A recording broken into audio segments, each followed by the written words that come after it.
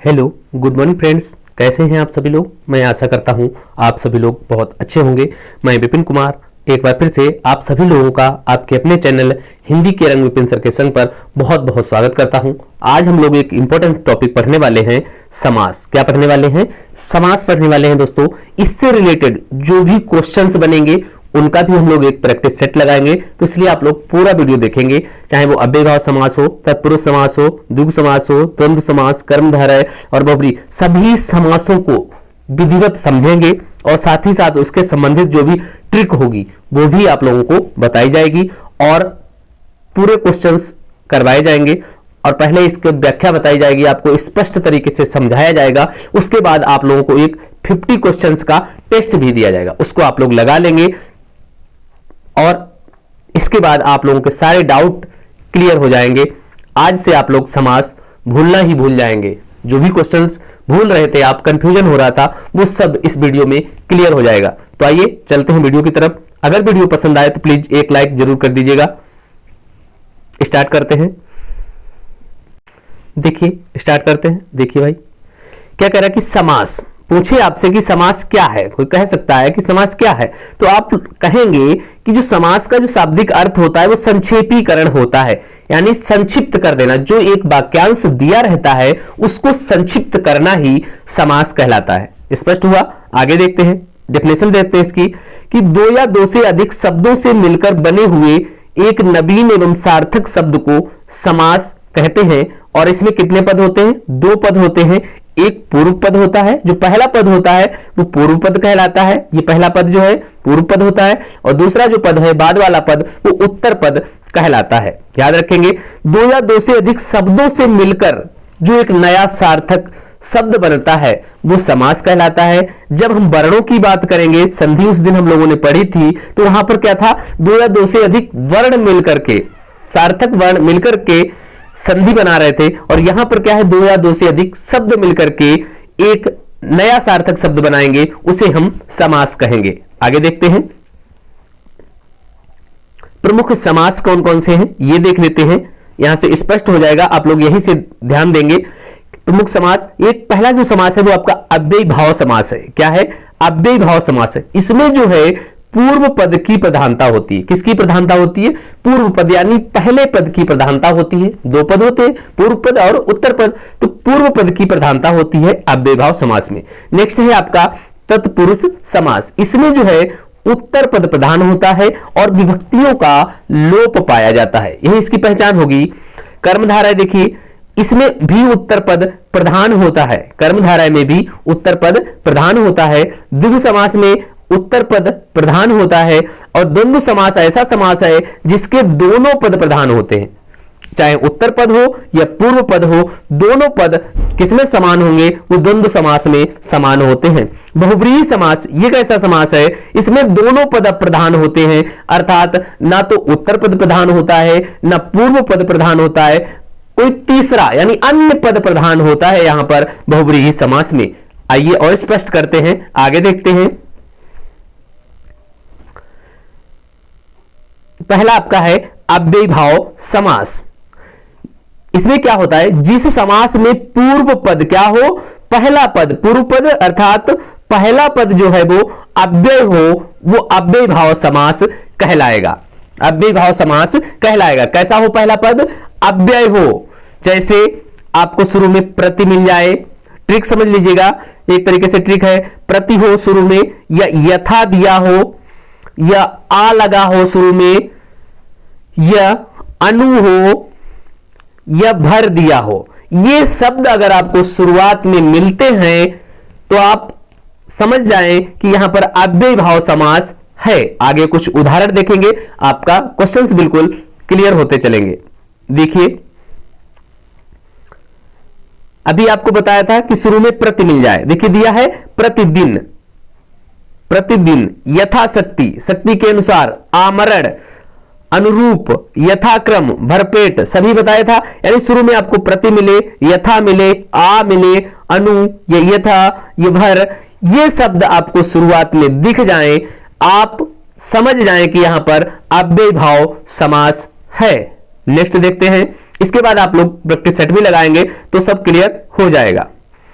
तत्पुरुष समास समझिए, जिस समास में पूर्व पद विशेषण होने के कारण गौण होता है और उत्तर पद जो है वो विशेष होता है, इसलिए इसी के पद की प्रधानता होती है, वहां पर क्या होता है, तत्पुरुष समास होता है। क्या, जिस समास में पूर्व पद यानी पहला पद इसका कैसा होता है, पहला पद जो है वो विशेषण होता है। समझ जाए, पहला पद क्या होता है, विशेषण होता है, और उत्तर पद यानी जो बाद वाला पद है, बाद वाला जो पद है वो क्या है, विशेष से होता है, विशेष से, और इसी पद की प्रधानता होती है, यानी विशेष की प्रधानता होती है तत्पुरुष समास में। और एक इसकी पहचान है कि यहां पर विभक्तियों का लोप होता है। क्या होता है, विभक्तियों का लोप होता है। विभक्ति का जो चिन्ह होता है वो इसमें छुपा रहता है। देख लीजिएगा, उदाहरण से स्पष्ट होगा। पहला लिखा है गिरह कट, क्या लिखा है, गिरह कट, यानी गिरह को काटने वाला, और को इसमें जो चिन्ह था वो छुपा हुआ था, को चिन्ह छुपा हुआ था, यानी विभक्तियों का लोप पाया जाता है। करण देखिए, करण तत्पुरुष है, मन चाहा, यानी मन से चाहा, से चिन्ह छुपा हुआ है। अगला देखिए, बिहारी रचित, यानी बिहारी द्वारा रचित। संप्रदान के लिए रसोई घर, यानी रसोई के लिए घर। मार्गव्य, मार्ग के लिए व्यय, मार्ग में जो खर्च होने वाला है। ऋण मुक्त, यानी ऋण से मुक्ति। देश निकाला, देश से निकाला। ये जो कारक चिन्ह आ रहे हैं विभक्तियों के, ये इनका लोप पाया जाता है किसमें, तत्पुरुष समास में इनका लोप पाया जाता है, यानी विभक्ति चिन्ह छुपे रहते हैं किसमें, तत्पुरुष समास में। और देख लीजिए, कुछ उदाहरण दिए हैं। संप्रदान गंगा जल, यानी गंगा का जल। दीनानाथ, दीनों के जो है नाथ, यानी के, यहां पर भी कारक चिन्ह छिपा है। अधिकरण देखिए, नगरवास, यानी नगर में वास। आप बीती, यानी किस पर, आप पर बीती। ये बात हो गई आपकी तत्पुरुष समास की। यहां पर थोड़ा न तत्पुरुष भी, न समास भी समझ लेते हैं। जिस समास में न के अर्थ में आ और अन का प्रयोग हो, वहां पर न तत्पुरुष समास होता है। जैसे असभ्य, यानी न सभ्य। अनंत, न अंत, यानी जिसका अंत ही नहीं है। अभाव, न अभाव। असंभव, न संभव। आगे देखते हैं, कर्मधारय समास समझिए। कर्मधारय समास, जिस सामासिक शब्द का उत्तर पद प्रधान हो, इसका उत्तर पद प्रधान होता है, यानी दूसरा जो पद है वो प्रधान होता है, और पूर्व पद उत्तर पद में विशेषण और विशेष से या उपमान उपमेय का संबंध पाया जाता है। पूर्व पद का उत्तर पद वाले में विशेषण विशेष में क्या होगा, संबंध मिलेगा, वह कर्मधारय समास कहलाता है। देखिए, जैसे नीलकंठ, यानी नीला कंठ। नीलकमल, नील कमल, यानी नीला कमल। पीतांबर, पीला वस्त्र या पीला अंबर। महादेव, महादेव अर्थात महान देवता। नील गाय, नीली है जो गाय। परमानंद, परम है जो आनंद। नीलकंठ, नीला है जो कंठ। महात्मा, महान है जो आत्मा, वो क्या हुआ, महात्मा होगा। अगला देखिए, द्विगु समास देखिए, जिस सामासिक शब्द का पूर्व पद संख्यावाचक हो उसे द्विगु समास कहा जाता है। सबसे सरल पहचान इसकी है कि पहले पद में कोई संख्यावाचक आ जाए शब्द, तो वहां से आप समझेंगे कि ये द्विगु समास है। जैसे पंचवटी, पंचाया यानी पांच, पांच बटों का जो समूह है वो क्या है, पंचवटी। अगला देखिए, शताब्दी यानी 100 वर्षों का समूह। शत यानी 100 और अब्द जो हो गया वो आपका वर्ष हो गया, यानी 100 वर्षों का समूह। इसी प्रकार आपका हो जाएगा चौराहा, यानी 4 राहों का समूह। त्रिफला बहुत कई बार पूछा गया है, त्रिफला 3 फलों का समूह या 3 फलों का समाहार, इस तरीके से करेंगे। अगला देखिए, द्वंद्व समास देखिए, द्वंद्व समास, जिस सामासिक शब्द के दोनों पद प्रधान होते हैं। द्वंद्व समास में क्या होता है, दोनों पद प्रधान होते हैं और विग्रह करने पर आप और अथवा या एवं लगाते हैं, द्वंद्व समास कहलाता है। और ये हाइफन मिलेगी इसमें, इससे भी आप पहचान सकते हैं। जैसे लिखा है भाई बहन, यानी भाई और बहन, गंगा यमुना, गंगा और यमुना, इस कारक चिन्ह से पहचानेंगे आप। जो चिन्ह लगा है यह हाइफन, बड़ी लाइन बीच में है, इससे आप पहचानेंगे कि यहां पर आपका द्वंद्व समास है और एक दूसरे के ज्यादातर अपोजिट वर्ड ही मिलेंगे, एक दूसरे के उल्टे शब्द। अगला देखिए, आचार विचार यानी आचार और विचार, माँ बाप, माँ और बाप, दाल भात, दाल और भात, खरा खोटा, खरा और खोटा, आगा पीछा यानी आगे और पीछे या आगा और पीछा। बहुब्रीहि समास देखिएगा, जिस सामासिक शब्द के दोनों पद अप्रधान हो, यानी ना तो पूर्व पद प्रधान और ना उत्तर पद प्रधान, बल्कि कोई तीसरा अर्थ निकल के आता है, यानी अन्य पद प्रधान होता है, वो बहुब्रीहि समास कहलाता है। जैसे नीलकंठ, नीला है कंठ जिसका, अर्थात शिव। चंद्रमौली यानी चंद्र है सिर पर जिसके, यानी शंकर के। चक्रपाणी यानी चक्र है पाणी, यानी हाथ में जिसके चक्र है, अर्थात भगवान विष्णु। तीसरा पद जो निकल कर आ रहा है, इस वजह से यहां पर आपका बहुब्रीहि समास है। अब कुछ क्वेश्चंस मिलेंगे, आप लोग उनको सॉल्व करें, आपके सारे डाउट्स क्लियर होंगे। फिर भी कोई दिक्कत रहती है, डाउट होता है, तो आप लोग कमेंट बॉक्स में कमेंट करेंगे। पहला क्वेश्चन देखिए, दो या दो से अधिक शब्दों से मिलकर बने हुए नए सार्थक शब्द क्या कहलाते हैं? नए सार्थक शब्द क्या कहलाते हैं? संधि, समास, अव्यय या छंद? राइट आंसर होगा आपका समास। यहां पर एक चीज और ध्यान रखेंगे कि अगर यहां शब्द ना होकर के वर्ण दिया हो, तब आपका आंसर जो होगा वो संधि होगा। क्या होगा? संधि। कि दो या दो से अधिक वर्णों से मिलकर जो बनेगी वो संधि बनेगी, दो या दो से अधिक शब्दों से मिलकर बनेगा वो आपका समास होगा। Right answer is option B. Next question देखते हैं, समास का शाब्दिक अर्थ क्या होता है? अगर पूरा वीडियो आप लोगों ने देखा है तो ये सब क्वेश्चंस उसमें कवर हो चुके हैं। संक्षेप, विस्तार, विग्रह या विच्छेद? राइट आंसर होगा आपका ऑप्शन ए, संक्षेप। समास का जो शाब्दिक अर्थ होता है वो होता है संक्षेप। नेक्स्ट क्वेश्चन, निम्नांकित में कौन सा पद अव्यय भाव समास है? कौन सा अव्यय भाव समास है? अव्यय भाव के लिए हमने आपको बताया था कि शुरू में अगर प्रति आ जाए, यथा आ जाए, आ जाए या भर आ जाए तो आप समझ जाएं कि वहां पर अव्यय भाव समास है। तो देखिए, ग्रहागत, आचार कुशल, प्रतिदिन, कुमारी। तो राइट आंसर मिल गया आपको कि प्रतिदिन में आपका अव्यय भाव समास है। नेक्स्ट क्वेश्चन, जिस समास में उत्तर पद प्रधान होने के साथ ही साथ पूर्व पद तथा उत्तर पद में विशेषण विशेष्य का संबंध भी होता है, उसे कौन सा समास कहते हैं? अभी आप लोगों को बताया क्या होगा, बहुव्रीहि, कर्मधारय, तत्पुरुष या द्वंद्व समास। राइट आंसर होगा आपका ऑप्शन बी, कर्मधारय समास। क्या होगा? कर्मधारय समास। नेक्स्ट क्वेश्चन देखिएगा, निम्नलिखित में से कर्मधारय समास किसमें है? चक्रपाणी, चतुर्युगम, नीलोत्पलम या माता पिता? राइट आंसर होगा आपका ऑप्शन सी, नीलोत्पलम।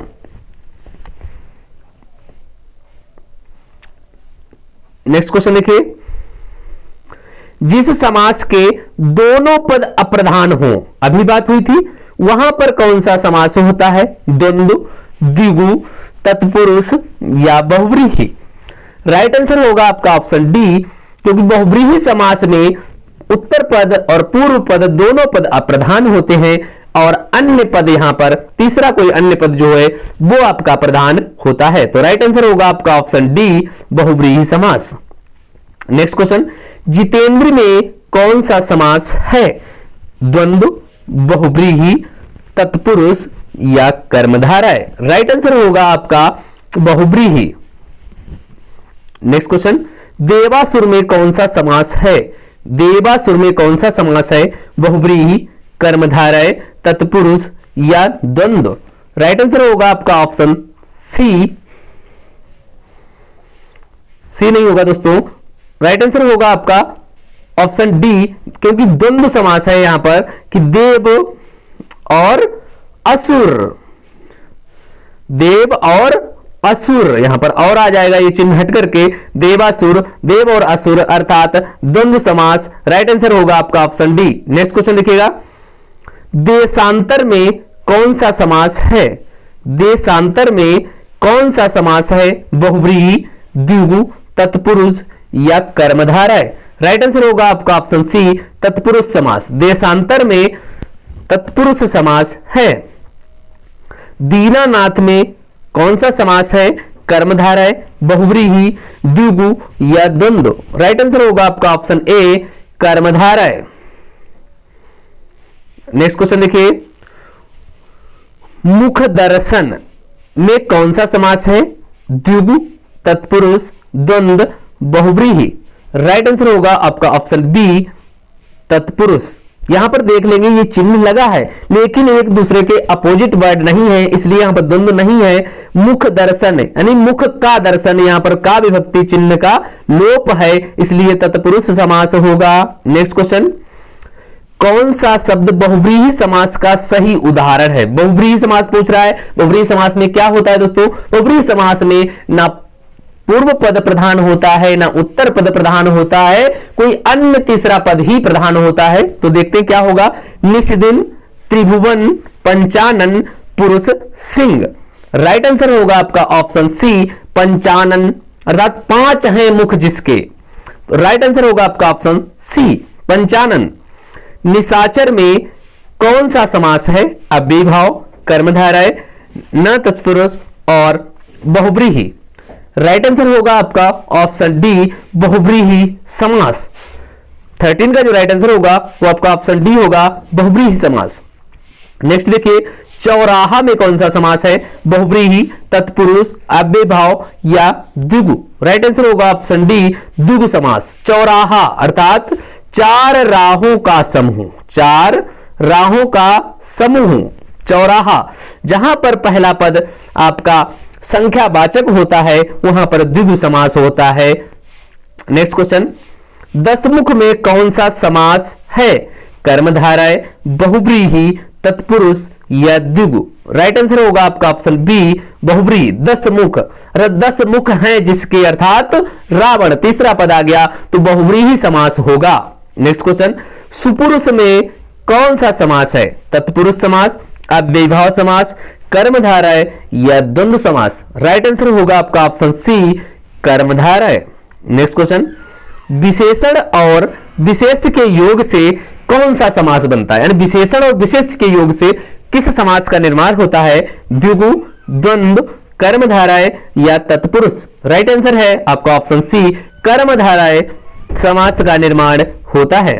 नेक्स्ट क्वेश्चन, निम्नलिखित में से एक द्विगु समास है, उस शब्द का चयन कीजिए। द्विगु समास में हमने क्या बताया था कि पहला पद आपका संख्यावाचक होगा, तो संख्यावाची शब्द यहां पर ढूंढिए क्या है? आजीवन, भूदान, सप्ताह, पुरुष, सिंह। तो आपका संख्यावाचक किसमें मिला? तो संख्या मिली सप्ताह, यानी 7 दिनों का समूह सप्ताह। Right answer is option C. Next question, किस समास के दोनों शब्दों के समानाधिकरण होने पर कर्मधारय समास होता है? तत्पुरुष, द्वंद्व, द्विगु या बहुब्रीहि। राइट आंसर होगा आपका ऑप्शन ए, तत्पुरुष समास। क्या कह रहा है? किस समास के दोनों शब्दों के समानाधिकरण होने पर कर्मधारय समास होता है? तो तत्पुरुष के। नेक्स्ट क्वेश्चन, किसमें सही सामासिक पद है? पुरुषधन्वी, दिवारात्रि, त्रिलोकी, मंत्री परिषद। राइट आंसर है आपका ऑप्शन बी, दिवारात्रि, यानी दिन और रात्रि। द्वंद्व समास का उदाहरण है दिवारात्रि, दिन और रात। द्विगु समास का उदाहरण बताना है आपको। द्विगु समास का उदाहरण कौन सा है? द्विगु का बताया था कि पहला पद संख्यावाची हो, अन्वय, दिन रात, चतुरानन, त्रिभुवन। अब आप लोग दो तो ऐसे काट देंगे, लेकिन यहां पर डाउट होगा कि चतुरानन और त्रिभुवन। अब देखिए चतुर तो आ रहा है यहां पर, आनंद यहां आ रहा है तीसरा पद, चार हैं मुख जिसके आ रहा है, चार हैं मुख जिसके, तो ये बहुब्रीहि में चला जाएगा। यहां पर आपका है त्रिभुवन, तीन भुवनों का समूह, तो राइट आंसर होगा आपका ऑप्शन डी। नेक्स्ट क्वेश्चन, इनमें से द्वंद्व समास का उदाहरण बताना है। पीतांबर, नेत्रहीन, चौराहा, रुपया, पैसा। राइट आंसर होगा आपका ऑप्शन डी, रुपया और पैसा। नेक्स्ट क्वेश्चन, अव्ययीभाव समास का एक उदाहरण यथाशक्ति का सही विग्रह क्या होगा? जैसी शक्ति, जितनी शक्ति, शक्ति के अनुसार, यथा जो शक्ति। राइट आंसर होगा आपका ऑप्शन सी, शक्ति के अनुसार या शक्ति के अनतिक्रम में भी कहीं कहीं लिखा मिलता है, दोनों सही होगा। पाप पुण्य में कौन सा समास है? कर्मधारय, द्वंद्व, तत्पुरुष, बहुव्रीहि। तो पाप पुण्य में आपका द्वंद्व समास है, हाइफन भी यहां पर देखिए यूज हुई है, प्लस एक दूसरे के दोनों अपोजिट वर्ड हैं, तो right answer is option B, द्वंद्व समास। नेक्स्ट क्वेश्चन, लंबोदर में कौन सा समास है? लंबोदर में आपको बताना है कौन सा समास है? द्वंद्व, द्विगु, तत्पुरुष, बहुव्रीहि। राइट आंसर होगा ऑप्शन डी, बहुव्रीहि। लंबोदर, लंबा है उदर जिसका, अर्थात गणेश जी। राइट आंसर होगा आपका ऑप्शन डी, बहुव्रीहि समास। देश प्रेम में कौन सा समास है? अव्ययीभाव, तत्पुरुष, द्विगु या बहुव्रीहि। Right answer is option B, तत्पुरुष। देश प्रेम यानी देश से प्रेम। राइट आंसर होगा आपका ऑप्शन बी। परमेश्वर में कौन सा समास है? द्विगु, कर्मधारय, तत्पुरुष, अव्ययीभाव। Right answer is option B, परमेश्वर में कर्मधारय समास है। नेक्स्ट क्वेश्चन, अनायास में कौन सा समास है? नंग, द्वंद्व, द्विगु, अव्ययीभाव। राइट आंसर होगा आपका ए, नन तत्पुरुष है अनायास। नेक्स्ट, गौशाला में कौन सा समास है? गौशाला, तत्पुरुष, द्वंद्व, कर्मधारय या द्विगु। राइट आंसर होगा आपका ऑप्शन ए, तत्पुरुष समास। नवग्रह में कौन सा समास है? द्विगु समास, तत्पुरुष समास, द्वंद्व समास या कर्मधारय। Right answer is option A, द्विगु समास। नवग्रह यानी नौ ग्रहों का जो समूह है नवग्रह कहलाएगा, द्विगु समास is right answer. Next question, विद्यार्थी में कौन सा समास है? तत्पुरुष, कर्मधारय, बहुव्रीहि या द्विगु।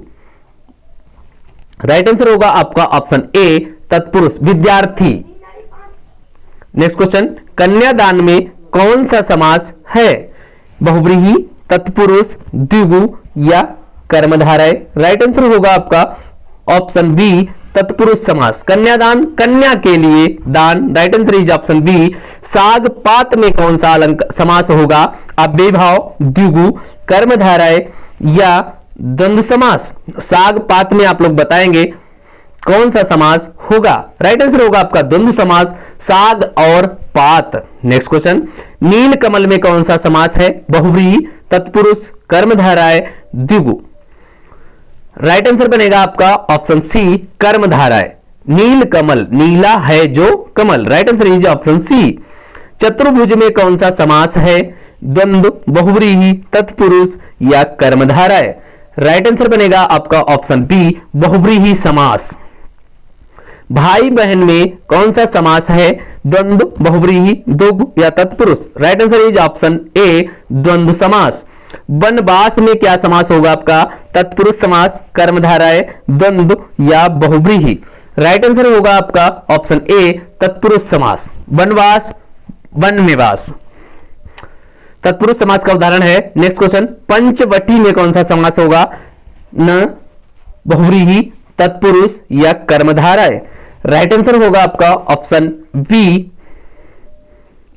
पंचवटी में आपका जो समास होना चाहिए वो होना चाहिए आपका द्विगु समास। यहां पर विकल्प में ही नहीं है दोस्तों कि 5 बटों का समूह, 5 बटों का समूह।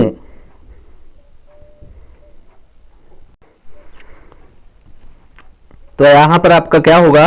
द्विगु समास आप करेंगे नेक्स्ट क्वेश्चन देखेंगे, पीतांबर में कौन सा समास है? बहुव्रीहि, द्वंद्व, कर्मधारय, द्विगु। राइट आंसर होगा आपका ऑप्शन ए, बहुव्रीहि समास। नेक्स्ट क्वेश्चन, नरोत्तम में कौन सा समास है? नरोत्तम में, नरो में जो उत्तम है, कर्मधारय, तत्पुरुष, अव्यय भाव या द्वंद्व समास। राइट आंसर होगा आपका तत्पुरुष समास। नरो में उत्तम, में यहां पर छुपा था में पर। नेक्स्ट क्वेश्चन, आजन्म शब्द का उदाहरण है? अव्यय भाव समास, तत्पुरुष समास, द्वंद्व समास या द्विगु समास। राइट आंसर इज ऑप्शन ए, अव्यय भाव समास। अव्यय भाव समास याद रखेंगे, कहां कहां बताया था हमने कि प्रति हो सकता है शुरू में, आरंभ में मिलेगा, आ होगा, भर होगा, यथा होगा। ये शब्द अगर शुरू में है तो आप समझ जाएं यहां पर अव्यय भाव समास होगा। नेक्स्ट क्वेश्चन, युधिष्ठिर में कौन सा समास है? युधिष्ठिर में कौन सा समास है? तत्पुरुष, बहुव्रीहि, अलोक या कर्मधारय।